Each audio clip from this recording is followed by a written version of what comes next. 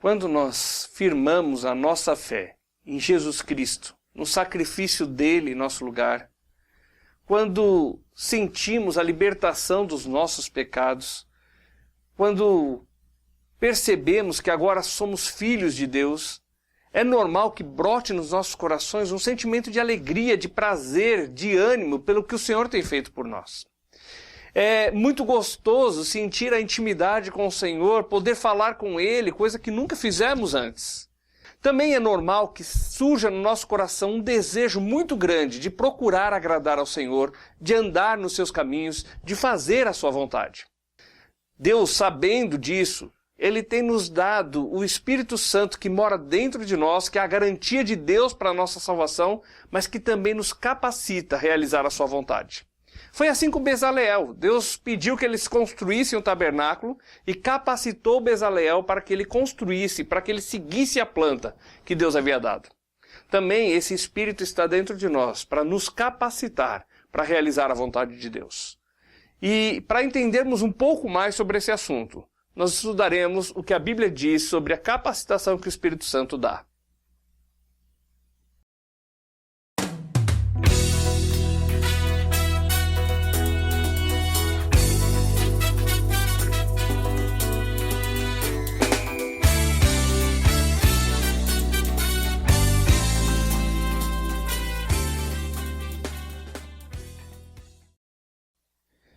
Na lição anterior, nós vimos sobre o tabernáculo e que todo o tabernáculo, cada peça, cada disposição de peça apontava para a pessoa de Jesus Cristo.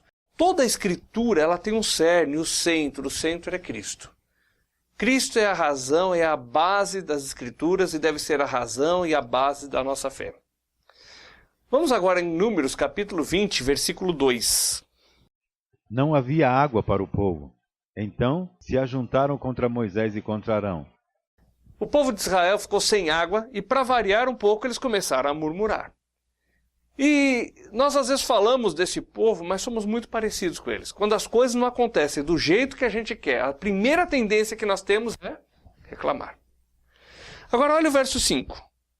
E por que nos fizeste subir do Egito para nos trazer este lugar mau, que não é de cereais, nem de figos, nem de vides, nem de romãs, nem de água para beber? O povo estava reclamando de Moisés. Olha, você nos trouxe até aqui, aqui não tem nada de bom. Lembra que no capítulo 13 de Números nós vimos que o povo não entrou na terra de Canaã porque eles não acreditaram no que Deus havia dito. Eles ficaram com medo dos gigantes, ficaram com medo do povo daquela terra e não entraram na terra que Deus disse que tinha tudo o que eles precisavam. Terra que mana leite e mel, ou seja, uma terra que produzia muito, produzia bem, uma terra que teria as romãs, os figos, as sementes, tudo o que eles precisavam. Se eles estavam agora sofrendo, era por culpa do pecado deles, por culpa da rebelião deles, por culpa da incredulidade deles. E aqui nós voltamos àquela aplicação que nós já fizemos em outras lições. O pecado traz consequências. Eles não acreditaram no que Deus disse e estavam colhendo as consequências do seu erro. Mas aí reclamaram contra Moisés, reclamaram contra Deus, e vamos continuar lendo o texto, versos 7 até 9. Disse o Senhor a Moisés: Toma o bordão, ajunta o povo, tu e Arão, teu irmão, e diante dele falarei a rocha e dará a sua água. Assim lhe tirarás águas da rocha, e dareis a beber à congregação e aos seus animais. Então Moisés tomou o bordão de diante do Senhor, como lhe tinha ordenado. Deus mandou Moisés pegar a vara e ir até a rocha. E lembra que a primeira vez que nós vimos isso foi lá no capítulo 17 do livro de Êxodo. E Deus disse para bater na rocha. Só que agora Deus falou para ele, não é para bater, é para falar a rocha. Moisés pegou a vara e foi até lá. Olha o que ele fez então, versículos 10 e 11. Moisés e Arão reuniram o povo diante da rocha, e Moisés lhe disse: Ouvi agora, rebeldes, porventura faremos sair água dessa rocha para vós outros? Moisés levantou a mão e feriu a rocha 2 vezes com seu bordão, e saíram muitas águas, e bebeu a congregação e os seus animais. Ele pegou a vara, foi lá na rocha e bateu 2 vezes. E funcionou, saiu muita água. Só que Deus se agradou disso? Lembra que Deus tinha dito para ele era o quê? Fala a rocha. E ele foi e bateu na rocha. Funcionou. E na frente de todo mundo, Moisés e Arão eram grandes homens, porque eles tiraram a água da rocha. Porém, Deus os repreendeu por causa dessa atitude. Olha o verso 12. E o Senhor disse a Moisés e a Arão: porquanto não me crestes a mim, para me santificar diante dos filhos de Israel, por isso não metereis essa congregação na terra que lhes tenho dado. Deus falou para eles assim, olha, vocês não acreditaram no que eu falei, em vez de falar a rocha, vocês foram e bateram na rocha, e agora como consequência, vocês não vão entrar na terra de Canaã. Quando nós vemos essa história, nós pensamos que Deus foi um pouco duro com eles. Porém, Deus tinha um propósito, Deus queria ensinar algo para a gente aqui. Ele queria deixar uma ilustração e um ensino para nós até hoje. Lá em 1 Coríntios capítulo 10, verso 11, diz assim, olha. Estas coisas lhe sobrevieram como exemplos, e foram escritas para advertência nossa, de nós outros, sobre quem os fins dos séculos têm chegado. Tudo que Deus deixou escrito, mas aqui nesse texto em especial, a história do povo de Israel lá no deserto, foi deixada escrita para o quê? Para o nosso proveito, para nosso aviso, para que nós tiremos lições disso. Versículo 4 agora. E beberam da mesma fonte espiritual, porque bebiam de uma pedra espiritual que os seguia, e a pedra era Cristo. A pedra ali simbolizava, representava Jesus Cristo. E Jesus só foi ferido uma vez pelos nossos pecados, e não muitas vezes. Quando Deus disse falai a rocha, era porque Deus queria deixar para nós claro de que Cristo somente seria ferido uma única vez pelos pecados. Isso está escrito em vários lugares. Por exemplo, Hebreus, capítulo 9, verso 28, diz isso. Assim também Cristo, tendo se oferecido uma vez para sempre, para tirar os pecados de muitos, aparecerá a segunda vez, sem pecado, aos que o aguardam para a salvação. Cristo morreu uma vez pelos pecados. No livro de 1 Pedro, na primeira carta de Pedro, capítulo 3, verso 18, também diz que Cristo morreu uma única vez pelos pecados, o justo pelos injustos, para conduzir-nos a Deus. Deus queria deixar aqui uma lição importante. Por isso que Deus puniu Moisés pelo fato de ter batido na rocha a segunda vez. Porque ele quebrou um propósito que Deus tinha, em ensinar algo importante para nós. Voltando lá no texto de Números, agora capítulo 21, versos 5 e 6. E o povo falou contra Deus e contra Moisés: por que nos fizeste subir do Egito para que morramos nesse deserto, onde não há pão e nem água? E a nossa alma tem fastio desse pão vil. Então o Senhor mandou entre o povo serpentes abrasadoras, que mordiam o povo, e morreram muitos do povo de Israel. Deus todo dia dava o maná para aquele povo. Todo dia dava comida de graça para aquele povo. E eles começaram a reclamar do que Deus estava dando para eles. Reclamar do suprimento de Deus para eles. E disse que não aguentavam mais comer aquele pão porcaria. Como castigo, o pecado traz consequências. Eles foram picados por cobras. Deus mandou cobras que picaram e muitas pessoas começaram a morrer como consequência dessa murmuração, dessa reclamação. Olha os versos 7 a 9. Veio o povo a Moisés e lhe disse: havemos pecado porque temos falado contra o Senhor e contra ti. Ora ao Senhor que tire de nós as serpentes. Então Moisés orou pelo povo.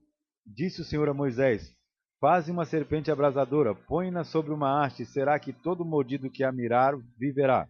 Fez Moisés uma serpente de bronze, e a pôs sobre uma haste. Sendo alguém mordido por alguma serpente, se olhava para a de bronze e sarava. Deus mandou fazer uma serpente, colocar sobre um pedaço de madeira, e aquele que era picado pela cobra, pela serpente, olhava para aquele lugar e pensava o quê? Deus amaldiçoou a serpente. Porque tudo que é pendurado no madeiro é maldito de Deus. E Deus mostra essa história para nos mostrar algo importante sobre Jesus Cristo. Em João capítulo 3, versículo 14 e 15, que nós vimos já na primeira lição dessa série de estudos, fala que assim como Moisés levantou a serpente no deserto, importa que o Filho do Homem seja levantado, para que todo que nele crê tenha vida eterna. Deus não quer que nós pereçamos, que morramos longe dele, separado dele. Então ele mandou Jesus ir ao mundo, Jesus levou a nossa condenação, pagou o nosso castigo. Em Gálatas, capítulo 3, versículo 13, diz que Cristo nos resgatou da maldição da lei, fazendo-se ele próprio maldição em nosso lugar. Vamos agora para Josué, capítulo 1, versículo 2.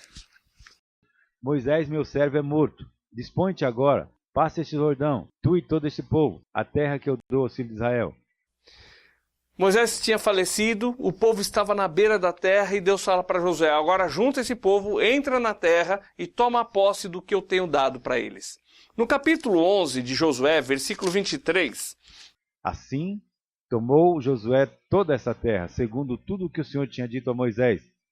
E Josué a deu em herança aos filhos de Israel, conforme as suas divisões e tribos, e a terra repousou da guerra. Deus deu a terra prometida para esse povo, 40 anos depois. O que foi que causou essa diferença de tempo? Foi simplesmente a incredulidade de Israel. Eles não acreditaram no que Deus disse e não entraram na terra no tempo que Deus havia proposto. Por isso ficaram 40 anos rodando no deserto, por causa da sua incredulidade.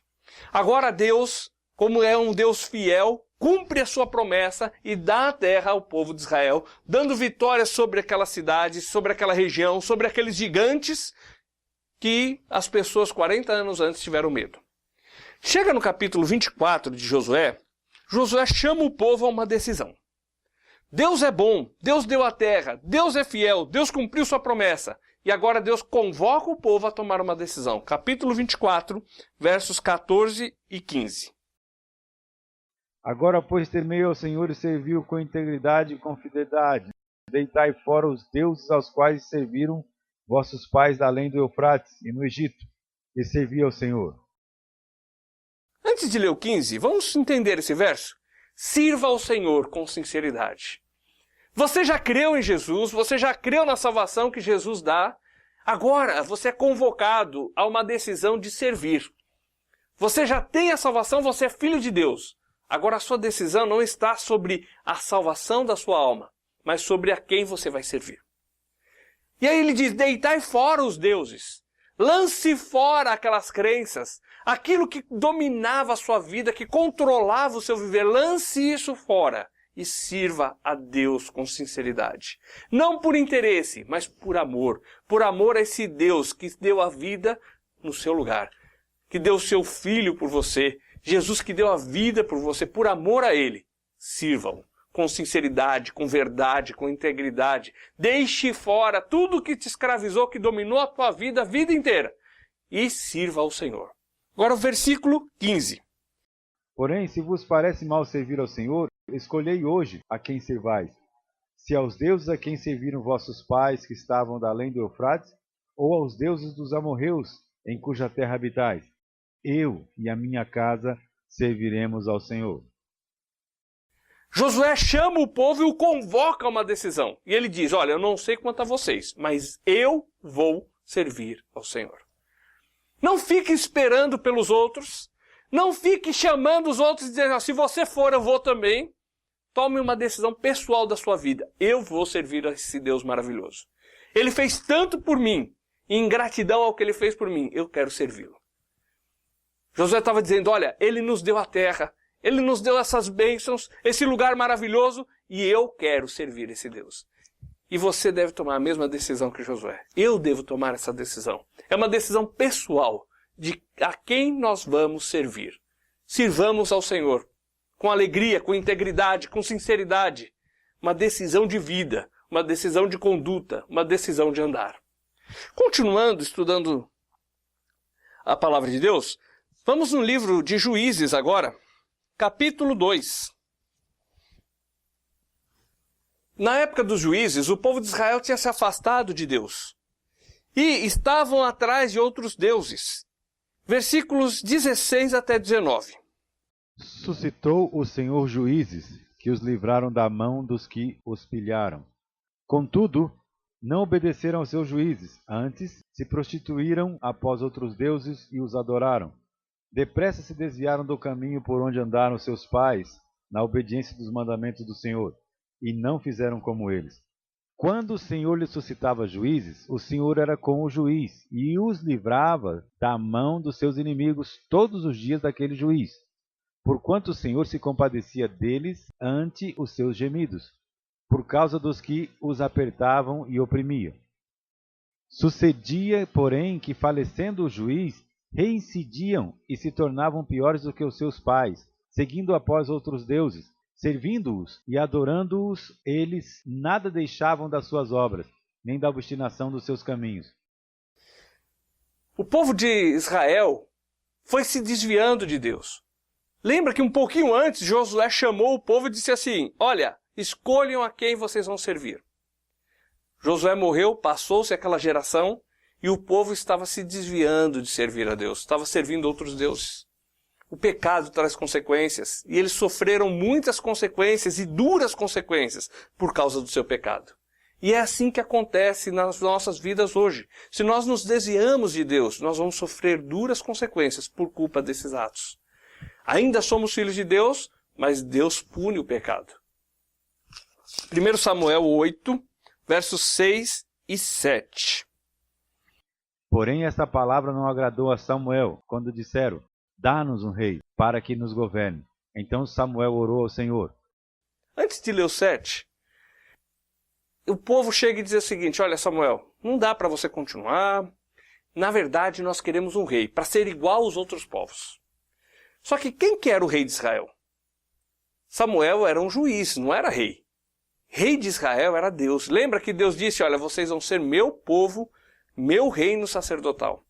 O rei deles era Deus, e eles deixaram Deus de lado e queriam um homem para dominá-los. Versículo 7. Disse o Senhor a Samuel: atende a voz do povo em tudo quanto te diz, pois não te rejeitou a ti, mas a mim, para eu não reinar sobre ele.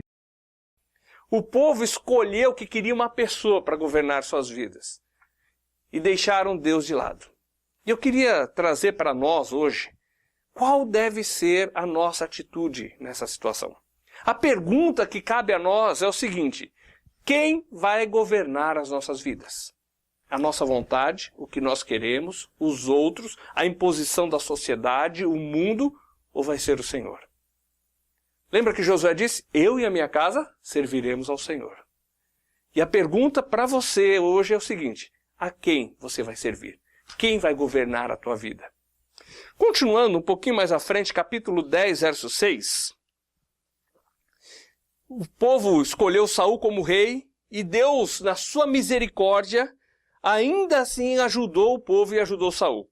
Ele foi ungido como rei, foi colocado como rei, e olha o que diz capítulo 10, verso 6. O Espírito do Senhor se apossará de ti e profetizarás com eles, e tu serás mudado em outro homem. Deus poderia ter abandonado o povo, já que eles não o queriam como rei.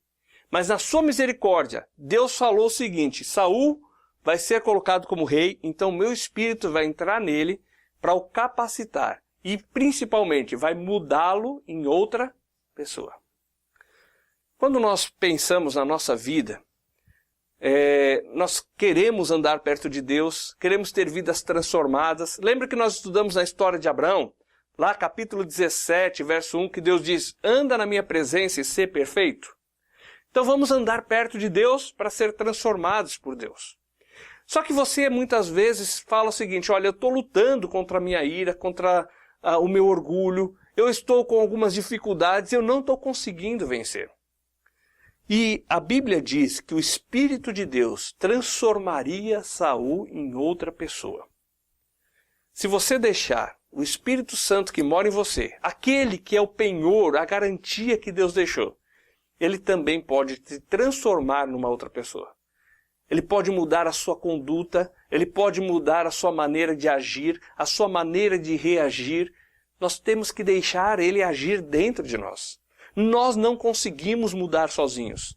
Nós somos incapazes de andar sempre nos caminhos de Deus. Mas o Espírito de Deus que mora em nós, ele transforma as nossas vidas de tal forma que nós agimos de uma forma diferente, transformadas pelo Senhor e para a honra e glória do Senhor. Só que Saul chegou um momento da vida em que ele resolveu fazer as coisas do jeito dele e não quis mais deixar o Espírito Santo agir dentro dele. Que o papel do Espírito Santo era capacitar as pessoas. Deus colocou o Espírito na vida de Saul para que ele fosse um bom rei, para que ele fosse um homem diferente, mas ele resolveu fazer as coisas do jeito dele. Capítulo 13, versículos 13 e o 14. Então disse Samuel a Saul: procedeste neciamente em não guardar o mandamento que o Senhor teu Deus te ordenou, pois teria agora o Senhor confirmado o teu reino sobre Israel para sempre. Já agora não subsistirá o teu reino. O Senhor buscou para si um homem que lhe agrada, e já lhe ordenou que seja príncipe sobre o seu povo, porquanto não guardaste o que o Senhor te ordenou. Saul resolveu fazer as coisas do jeito dele. Resolveu fazer a sua vontade e deixou de lado o que Deus havia dito. E agora ele perdeu a bênção de Deus. Deus teria confirmado o seu reino, mas como consequência do seu pecado, da sua presunção, ele agora não seria mais rei sobre Israel. O pecado traz consequências. Não vale a pena pecar. Fuja dele. E capítulo 16, versículos 13 e 14. Capítulo 16, primeiro versículo 13. Tomou Samuel o chifre do azeite e o ungiu no meio de seus irmãos. E daquele dia em diante o Espírito do Senhor se apossou de Davi. Então Samuel se levantou e foi para Ramá. Agora, Davi, ele foi colocado por Deus como rei. E na hora que Deus o coloca como rei, ele só assumiria o reinado algum tempo depois, mas Deus já havia determinado que ele seria o rei. O Espírito de Deus entra na vida de Davi para capacitar Davi para ser um bom rei. Mas o que aconteceu com Saul então? Versículo 14. Tendo-se retirado de Saul o Espírito do Senhor, da parte deste um espírito maligno o atormentava. O Espírito de Deus que capacitava a vida de Saul saiu dele. No Velho Testamento era assim. O Espírito entrava, capacitava uma pessoa para um serviço e depois ele se retirava. No final do estudo de hoje, mas mais provável no próximo estudo, nós vamos entender um pouco melhor sobre a atuação do Espírito Santo no Velho Testamento. Porque hoje não é assim. Mas antigamente o Espírito entrava, capacitava, depois ele saía, quando acabava aquela tarefa. Como Saul havia sido rejeitado como rei, então agora Deus tira o Espírito de dentro dele e ele não tinha mais a capacitação do Senhor para reinar sobre Israel. Vamos agora um pouco para frente. Deus tem dado a Israel muitos profetas. Foram pessoas que Deus usou para falar àquele povo, pessoas que Deus usou para falar do pecado dos reis. O reino se dividiu, caiu em idolatria, foi atrás de outros deuses, caiu em pecado, muitos daqueles reis caíram em pecado e Deus usou profetas para alertar o povo do seu pecado, para chamar o povo de volta a Deus e para escrever as Escrituras. Mas quem que capacitava esses profetas para realizar essas tarefas? Então lá em 2 Pedro, capítulo 1, versículos 20 e 21, explica isso para a gente. Vamos lá? Sabendo primeiramente isto, que nenhuma profecia da Escritura provém de particular elucidação, porque nunca jamais qualquer profecia foi dada por vontade humana. Entretanto, homens falaram da parte de Deus movidos pelo Espírito Santo. O Espírito Santo, ele capacitava aquelas pessoas, inspirava aquelas pessoas para escreverem o que Deus deixou de recado para nós. Esse era o papel dele, capacitar pessoas, dirigir pessoas, conduzir pessoas para realizar a vontade de Deus. E nós vamos no próximo estudo entender qual é o papel dele para as nossas vidas hoje. Vamos continuar estudando, vamos para o livro de Jonas. Só uma recapitulação bem rápida. Jonas era um profeta de Deus. E vocês conhecem a história de Jonas. Lá no capítulo 2 diz que ele foi engolido por um grande peixe e depois ele foi vomitado na terra. Ele subiu na vida, virou vômito de peixe. Agora você pensa o seguinte, o que essa lição tem a ver com a vida de Jesus? Então vamos em Mateus capítulo 12, que vai explicar para nós o que essa lição tem a ver com a vida de Jesus. Mateus 12, versos 39 e 40. Ele, porém, respondeu: uma geração má e adúltera pede um sinal, mas nenhum sinal lhe será dado, senão do profeta Jonas. Porque assim como esteve Jonas 3 dias e 3 noites no ventre do grande peixe, assim o Filho do Homem estará 3 dias e 3 noites no coração da terra. Jesus usa a história de Jonas para falar para aquelas pessoas sobre a sua ressurreição. Jonas ficou 3 dias dentro do peixe. Jesus ficaria 3 dias na terra e ressuscitaria ao 3º dia. Aí você fala, mas olha, eu fiz as contas ali e parece que Jesus não ficou 3 dias e 3 noites. Então vamos entender um pouquinho. O judeu ele contava o seguinte, mesmo que pegou só 1 hora ou 2 de um dia, ele contava um dia inteiro. Então na sexta, Jesus morreu e foi sepultado. Depois, o sábado, que para eles começava às 6 horas da tarde do que seria a nossa sexta-feira, ele ficou também na sepultura. E na madrugada de sábado para domingo, que seria então o 3º dia, ele ressuscitou. Então na mente de um judeu, Jesus ficou 3 dias e 3 noites na terra, ou seja, sepultado. Porque ele ficou lá, mesmo que não foi o dia inteiro de 24 horas lá, parte daquele dia ele esteve ali. Vamos em Lucas, capítulo 1, verso 15. Pois ele será grande diante do Senhor, não beberá vinho nem bebida forte, e será cheio do Espírito Santo, já do ventre materno. O anjo vem e anuncia a Zacarias que ele teria um filho, ele e sua esposa teriam um filho, e esse filho seria usado por Deus para ser um profeta de Deus, para anunciar que viria o Salvador. E esse profeta seria o quê? Capacitado por quem? Pelo Espírito Santo. Esse é o papel do Espírito Santo, capacitar a vida das pessoas. Capítulo 1, versículo 34 e 35, quando é anunciado para Maria que nasceria o Salvador e Deus usaria a sua vida, ela diz, mas como pode ser isso? Eu não conheço varão algum. E o verso 35, o anjo responde. Respondeu-lhe o anjo, descerá sobre ti o Espírito Santo, e o poder do Altíssimo te envolverá com a sua sombra. Por isso, também o ente santo que há de nascer será chamado Filho de Deus. Jesus, ele nasceu pelo poder do Espírito Santo. Foi o Espírito Santo que fez o milagre de que Jesus nascesse sem a participação de um homem. Quando foi anunciado para José o nascimento de Jesus, olha só como a Bíblia relata para a gente lá em Mateus capítulo 1. Versículo 18. Ora, o nascimento de Jesus Cristo foi assim. Estando Maria, sua mãe, desposada com José, sem que tivessem antes coabitado, achou-se grávida pelo Espírito Santo. Ou seja, o Espírito Santo é que foi o agente que causou o milagre de Jesus poder nascer sem a participação de um homem. Agora olha só verso 20. E projetando ele isso, eis que em sonho lhe apareceu um anjo do Senhor, dizendo, José, filho de Davi, não temas receber a Maria, tua mulher, porque o que nela está gerado é do Espírito Santo. O Espírito Santo estava vivo e ativo em todo o Velho Testamento. Nós vimos ele lá na criação.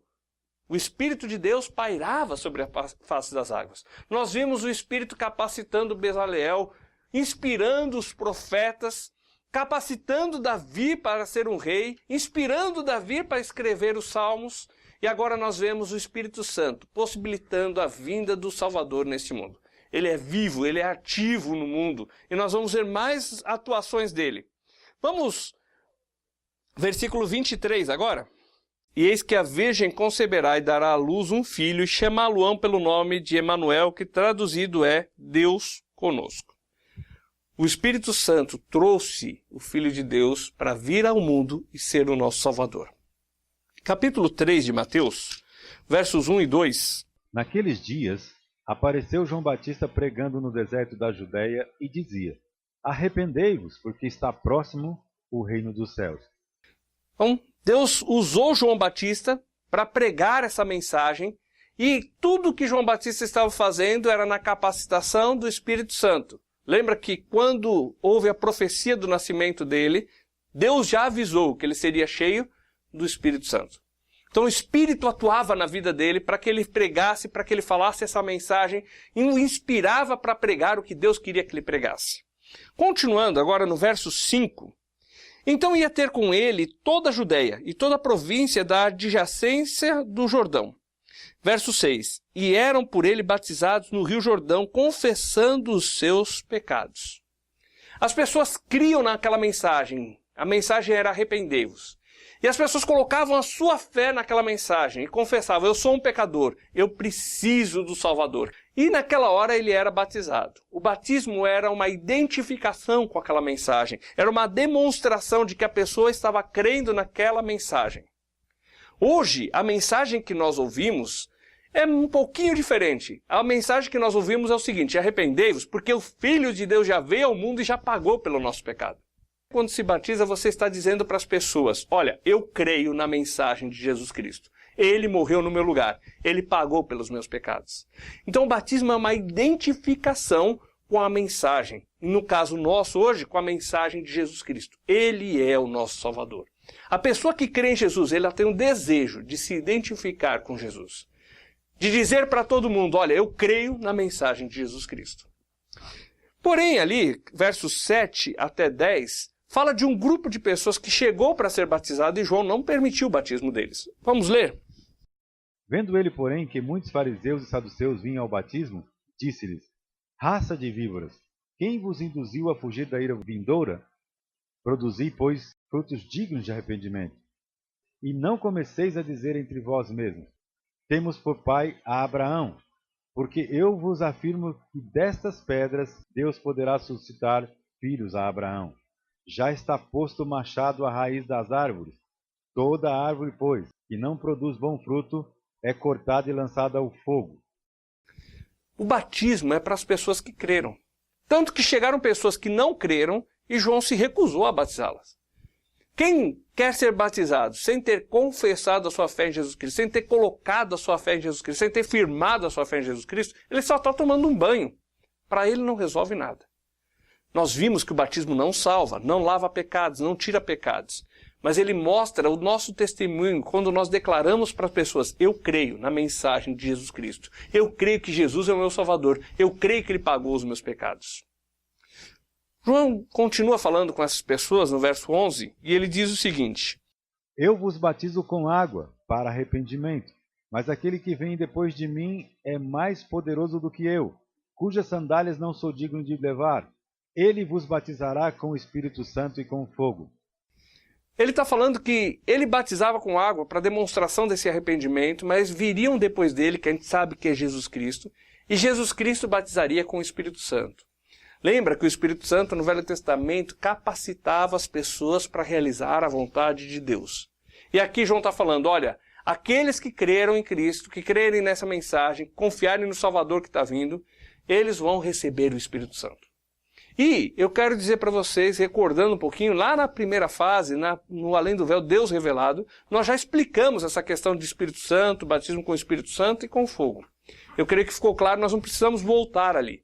O que importa para nós hoje, para o nosso entendimento hoje, é que o Espírito Santo é a capacitação que o Senhor nos dá. E é somente para aqueles que confessaram a sua fé em Jesus Cristo, que creram em Jesus. Versículos 16 e 17. Batizado Jesus, saiu logo da água, e eis que se lhe abriram os céus, e viu o Espírito de Deus descendo como pomba, vindo sobre ele. E eis uma voz dos céus que dizia: este é meu Filho amado, em quem me comprazo. Na hora que Jesus foi batizado, o Espírito Santo desceu sobre ele para capacitá-lo para o seu ministério. Na hora que Jesus foi batizado, Jesus foi identificado, foi declarado por Deus como o Filho de Deus que veio resolver o problema do pecado. Tanto que no dia seguinte, quando João Batista viu Jesus chegando, João disse: eis o Cordeiro de Deus que tira o pecado do mundo. Vamos agora em Lucas capítulo 4, verso 14 e 15. Então Jesus, no poder do Espírito, regressou para a Galiléia, e a sua fama correu por toda a circunvizinhança. E ensinava nas sinagogas, sendo glorificado por todos. E a Bíblia diz que a virtude, o poder do Espírito Santo dirigia os passos de Jesus e dirigia a vida de Jesus, e era por esse Espírito maravilhoso, atuando na vida dele, que Jesus fazia o que ele fazia, ensinava o que ele ensinava. Versículo 16.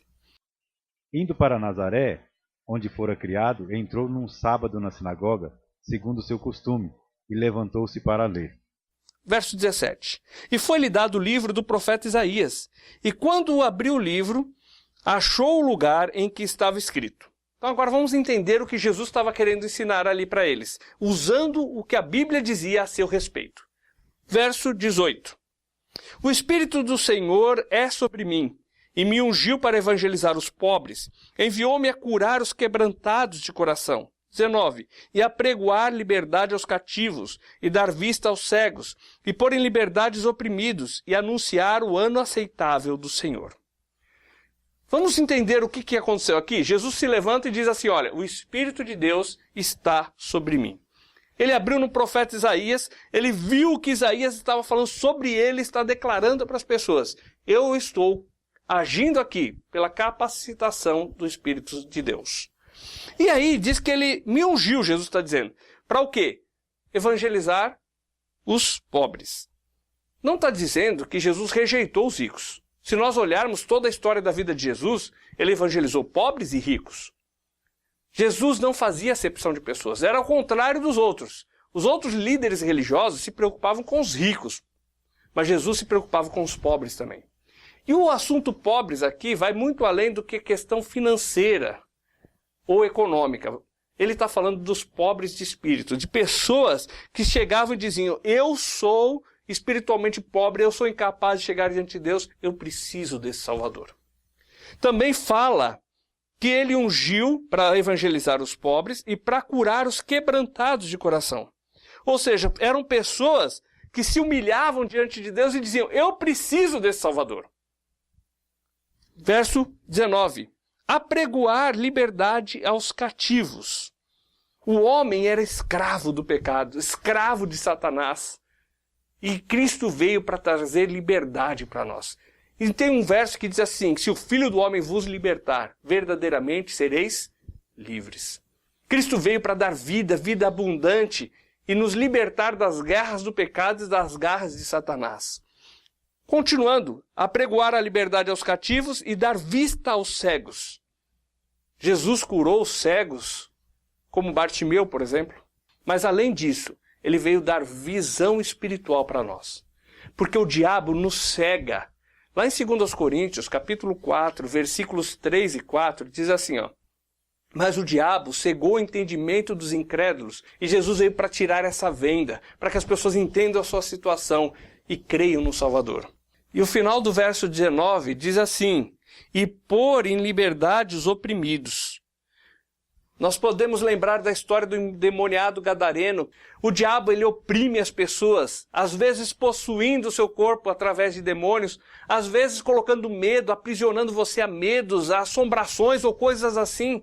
E Jesus veio nos pôr em liberdade, libertar da opressão que o diabo coloca sobre nós, da opressão do pecado, ele quer nos dar liberdade. E por último, anunciar o ano aceitável do Senhor. Chegou o tempo em que Deus veio, através do seu Filho, trazer libertação, trazer salvação, resolver o problema do homem pecador. O Espírito de Deus estava sobre Jesus Cristo. Tudo que ele fez, tudo que ele ensinou, cada milagre que ele operou, era a ação do Espírito Santo na sua vida. Lá em Marcos 3:22, diz que o povo os fariseus, os líderes religiosos, eles começaram a zombar dizendo que o que Jesus fazia era obra de Beelzebu, os príncipes dos demônios. Olha o verso 22. E os escribas que tinham descido de Jerusalém diziam, tem Beelzebu, pelo príncipe dos demônios é que expulsa demônios. E aí chega nos versos 28 e 29, olha o que Jesus diz para eles. Em verdade vos digo que tudo será perdoado aos filhos dos homens, os pecados e as blasfêmias que proferirem.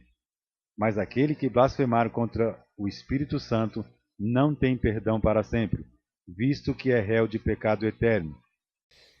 Jesus disse que os pecados seriam perdoados às pessoas a não ser a blasfêmia contra o Espírito Santo. O que era essa blasfêmia contra o Espírito Santo?